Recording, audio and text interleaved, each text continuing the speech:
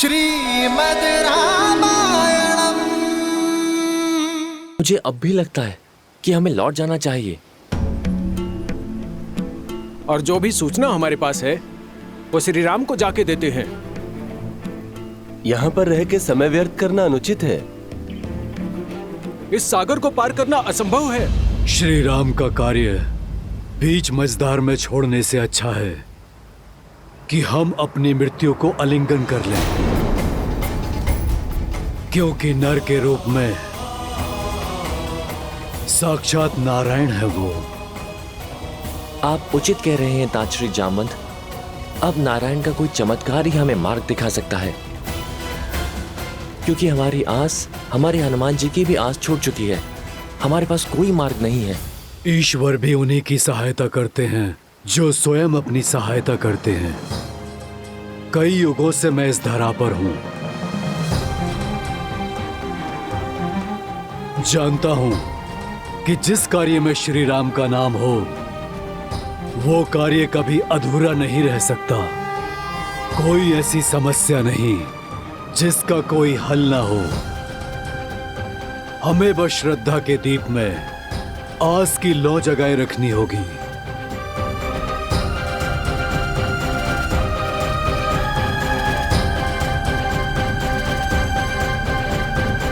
स्वामी, आपका अंश अवतार हनुमान आशा खो चुका है।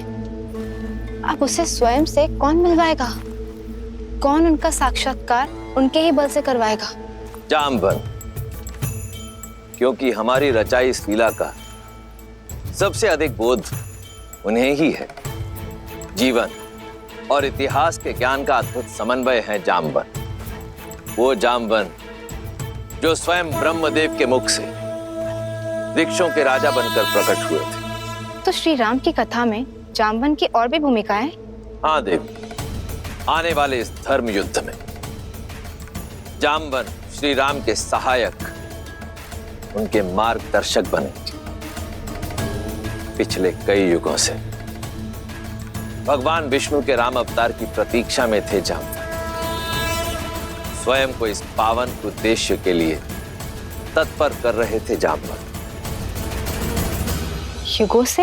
हाँ देवी, जामवंत कोई साधारण वृक्ष नहीं, नारायण के हर रूप, हर स्वरूप के साक्षी रहे। फिर वो चाहे बराह अवतार से लेकर नरसिम्हा अवतार हो, या फिर समुद्र मंथन से लेकर वामन अवतार तक, जामवंत इन सभी घटनाओं के साक्षी रहे। जब भगवान विष्णु ने वामन अवतार में असुरराज महाबली का दमन किया था, तब 21 बार भगवान वामन की प्रदक्षिणा देने वाले जामवंत ही थे। और अब राम अवतार में, राम रावण युद्ध में श्री राम के गुरु बनकर उनका मार्गदर्शन करने का दायित्व भी जामवंत ही संभालेंगे। श्री रामचंद्र कृपालु भजु मन हरण भव भय दारुणम। नव कंज लोचन कंज मुख कर कंज पद कंजारुणम। सिया राम, सिया राम, सिया राम, सिया राम। आदर्श और मर्यादा की है ये कथा महापावनम। काट मद श्री से मिला दे श्रीमद् रामायणम। श्रीमद् रामायणम। सिया राम, सिया राम, सिया राम, सिया राम। भला हमें से लंका तक कौन जा सकता है? इतना सामर्थ्य तो हम में से किसी में भी नहीं है। संपाति ने हमें यह कहा था कि लंका यहाँ से कम 100 योजन दूर है। माना कि हम वानर हैं, किंतु इतनी दूरी तय करना तो हमारे लिए भी असंभव है। संपाति और जटायु माता सीता को बचाने के लिए अपने प्राण तक न्यौछावर करने से पीछे नहीं हटे, और तुम कहते हो कि हम पीछे हट जाएं? कदापि नहीं। अपने भीतर झांको। कौन है जो माता सीता तक पहुंचने के लिए इस विशाल महासागर के पार निकल सकता है?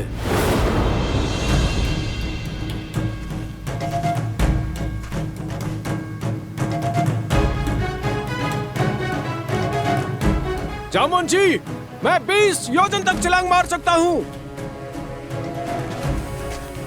मैं 40 योजन। युवा अवस्था में मैं इतनी दूरी पार कर सकता था, किंतु अब शरीर में उतना बल नहीं।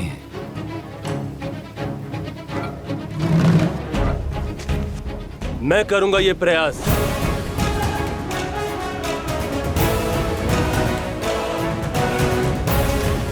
तुम्हारे सामर्थ्य पर संदेह नहीं है अंगद। मुझे ज्ञान है कि तुम वहां तक पहुंच तो जाओगे, परंतु वहां से लौटने की शक्ति शेष नहीं बचेगी। और फिर तुम युवराज हो, तुम्हारी रक्षा हमारे लिए आवश्यक है, और तुम्हारा यहाँ सेना के साथ रहना भी आवश्यक है।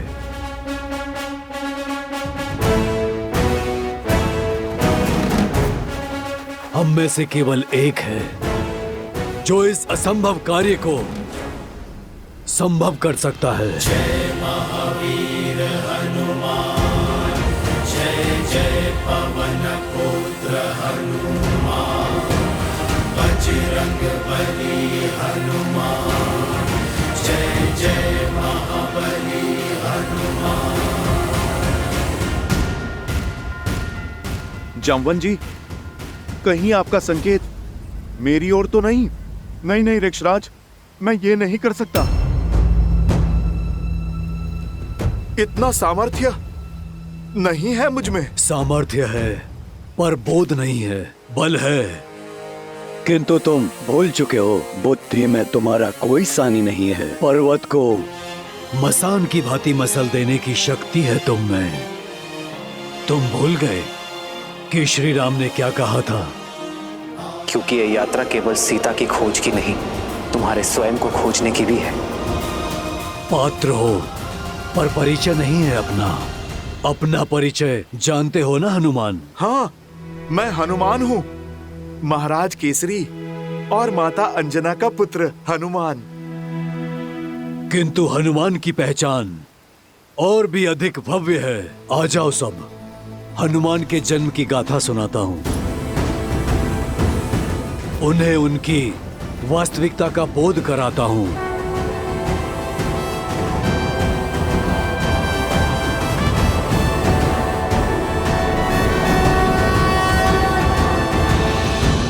ईश्वर ने सब कुछ दे दिया, बस एक संतान नहीं दी।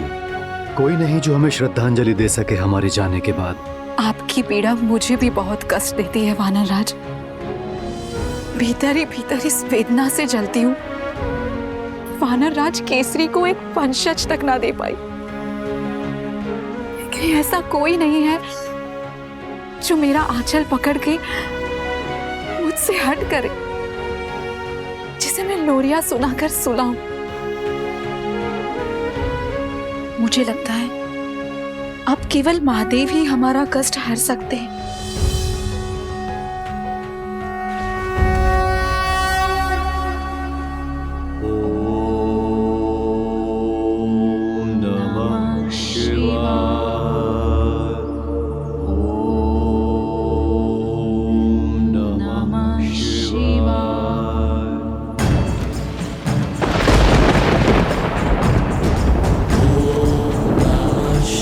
केसरी और अंजना पूरी श्रद्धा से तप में लगे रहे। पूरे 12 वर्षों तक उन्होंने कठिन प्रार्थना की, आस का आंचल नहीं छोड़ा, और उनकी दृढ़ता ने महादेव को प्रसन्न कर दिया। वायुदेव, कृपया प्रकट हो। प्रणिपात महादेव, प्रणिपात माता। आदेश करें, इस दास का स्मरण कैसे किया आपने? क्या अपने वेग में कोई भूल तो नहीं हो गई मुझसे? भूल नहीं हुई, संसार का भला करने का अवसर मिला है आपको। एक बड़ा दायित्व सौंपने के लिए आपको यहाँ बुलाया गया है। महादेव की सेवा करके मैं धन्य हो जाऊंगा। अपनी भक्ति से प्राप्त शक्ति से रावण इस संसार में तनाव का वातावरण फैला रहा है।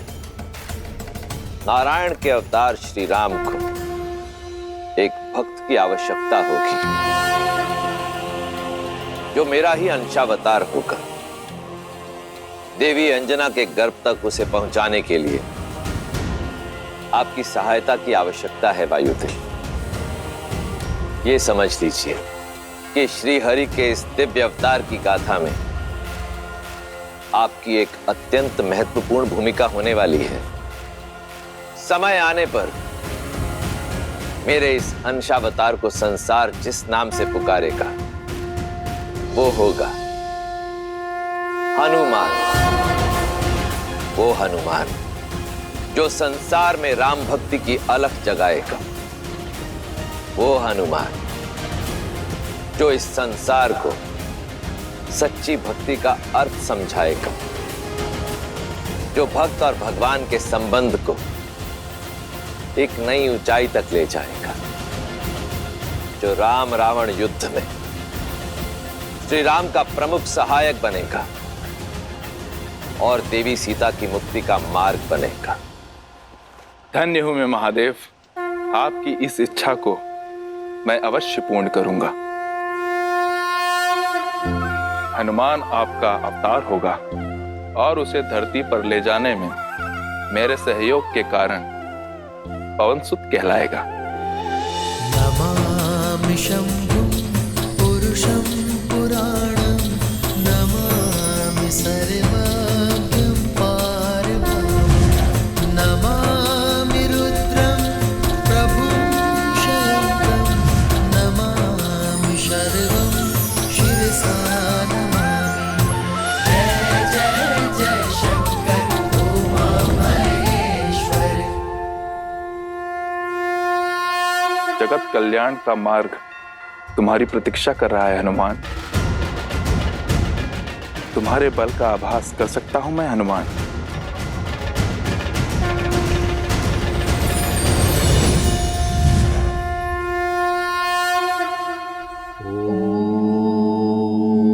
नमः शिवाय।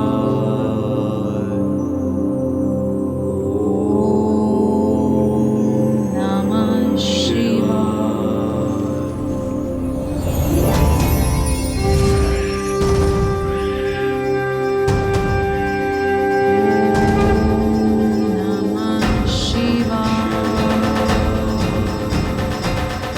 रख सकता तो सदा सर्वदा तुम्हें अपने साथ ही रख लेता, किंतु महादेव का आदेश अडिग है, पास नहीं रहेगा, किंतु तुम्हारा पिता सदा तुम्हारे साथ रहेगा।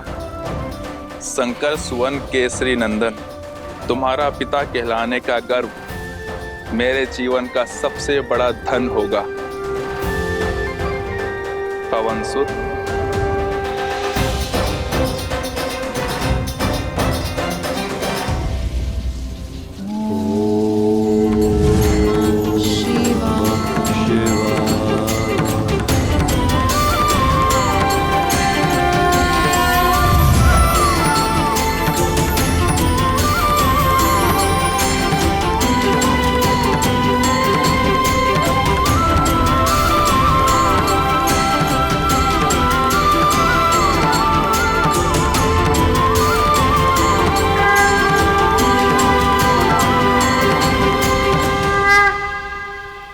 तो मेरा जन्म महादेव की इच्छा से हुआ। जामवंत जी, मैं महादेव का अंश हूं। अंजनेय होने के साथ साथ पवनसुत भी हूं मैं, और मेरा जन्म प्रभु श्री राम की सेवा के लिए हुआ। इसीलिए सदा मुझे प्रभु श्री राम की प्रतीक्षा रहती थी। धन्य हुआ मैं, मेरे श्री राम, प्रभु श्री राम। राम राम राम राम राम राम।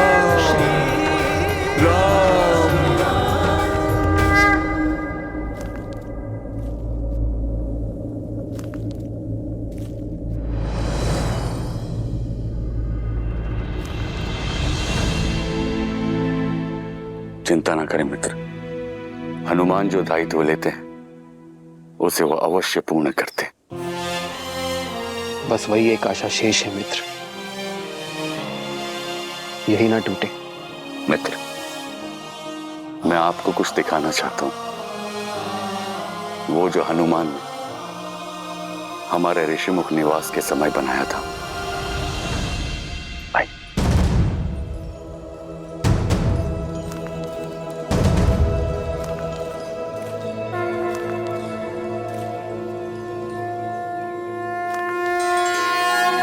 मेरी मूर्ति ये हनुमान ने बनाई है मेरे लिए? हाँ, बिना आपको देखे आपके लिए हनुमान की भक्ति और समर्पण, उसकी कोई सीमा नहीं।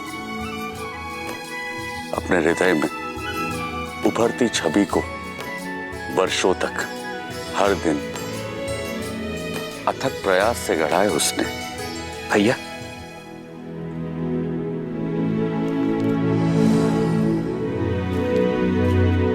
देखो लक्ष्मण, हनुमान ने मेरे लिए ये प्रतिमा बनाई है।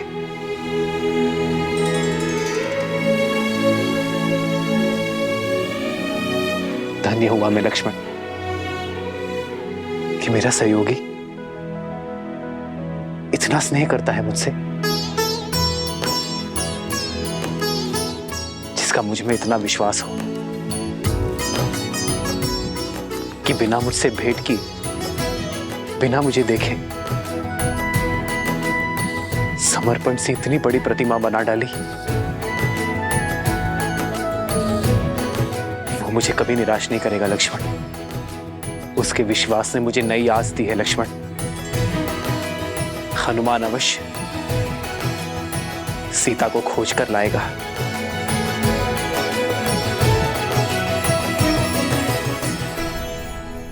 अपने जीवन का उद्देश्य तो जान गया, परंतु उसे पाने का मार्ग कैसे ढूंढूं? ऋक्षराज, इस महासागर को लांघने का सामर्थ्य मैं कहां से लाऊं? सूर्य कभी नहीं पूछता कि अपने अंदर उजाला कहां से लाए।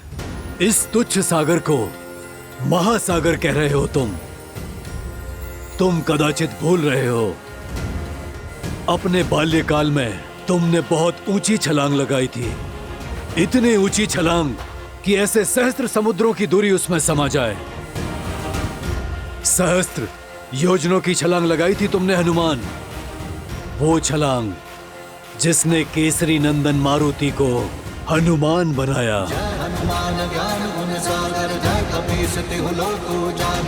अपने जन्म और उस असंभव छलांग की कथा सुनो हनुमान। अपना बल, सामर्थ्य और स्वयं का परिचय पा जाओगी।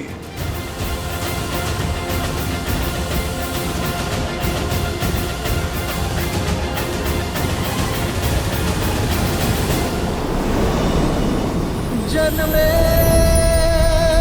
मारुति प्यारे,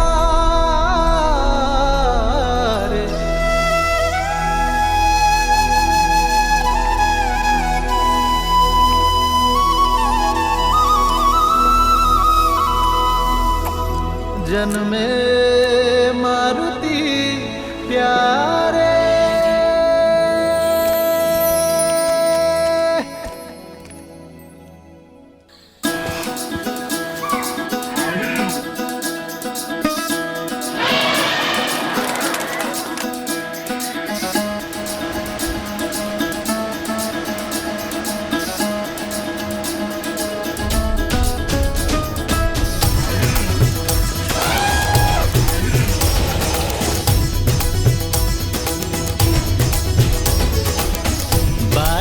ढोल है मृदंग पखावज, झूमत मन मतवारे।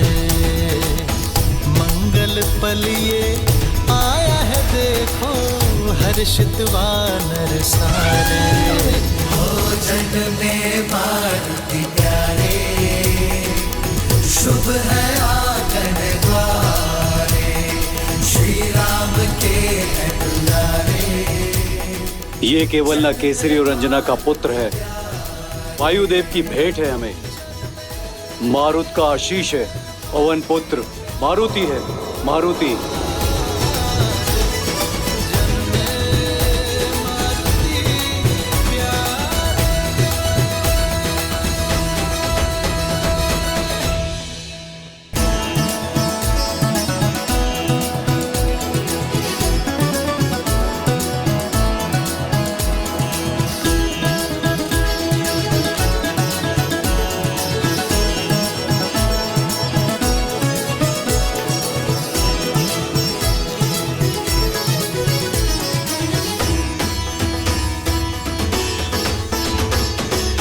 सूरज सा मुकदम के चंचल नटखट नैना, तू भगवान का रूप है, तुझ सा भक्त कोई ना। सूरज सा मुकदम के चंचल नटखट नैना, तू भगवान